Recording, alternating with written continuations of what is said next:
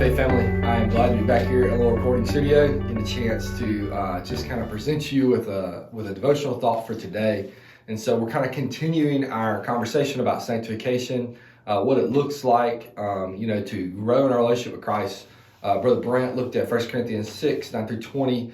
Hopefully you were able to watch that Sunday morning or Sunday afternoon. And so this week we're going to be in 1 Timothy chapter 4, kind of continuing some of that conversation and looking at different parts all around that idea of sanctification. And so today we're going to kind of look at a passage right here at the beginning of chapter 4 where we see maybe some people who walk away from the faith or what that kind of looks like. So in 1 Timothy chapter 4, starting in verse 1, it says, "Now the Spirit explicitly says that in later times some will depart from the faith, paying attention to deceitful spirits and the teachings of demons." And so what's kind of going on here is that there are some people who are teaching things right now that Paul's writing about that are extra. They're beyond what Christ has called us to do. Someone's adding to Scripture, adding to what is required of salvation, kind of creating a works-based salvation. And so unfortunately there are people in the early church who were beginning to hear those things, these false teachings,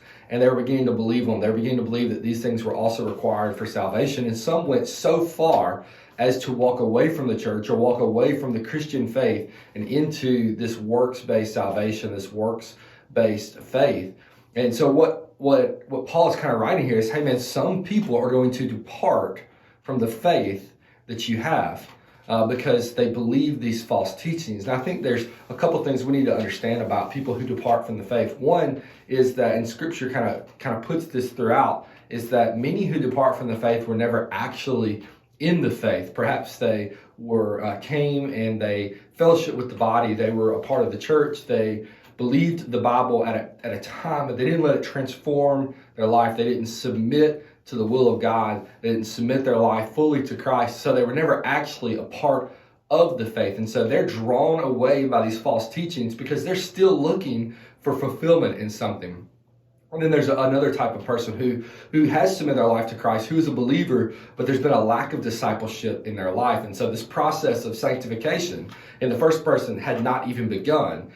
In the second person has not really been spurned and has not really grown because no one's discipled them. And so they're drawn away by false teachings because they're looking to learn more and to know more. Unfortunately, sometimes they look for the wrong thing. And so we got these two different types of people, but we need to be aware of both. And we need to be aware ourselves of the false teachings that exist out there. We need to be sure that we're growing in our faith, that we're studying. I think it's important that we study doctrine, that we study theology, even as just common believers. We don't have to be a pastor to do that. We can just be a regular old church member and study those things. I think it's important for us to know our Scripture and know what it says and to know what we believe. And so couple of questions for us to look at as we kind of look at those people that I've mentioned, those who have walked away from their faith, that I want us to kind of discover.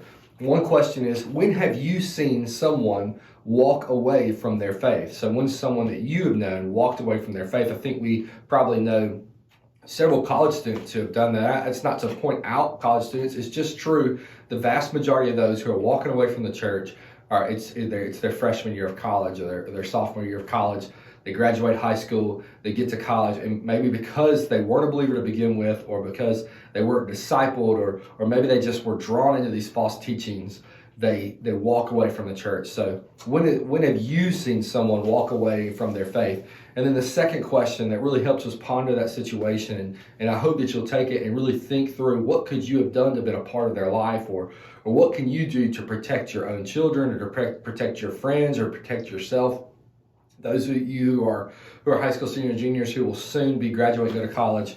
So those people who walked away from the faith, how did it impact you and others who cared about him and her? So take a moment as a family, walk through these questions. We really want to hear from you, so shoot us an email, let us know how that went, and maybe put some stuff on social media for us. We would love to connect with you.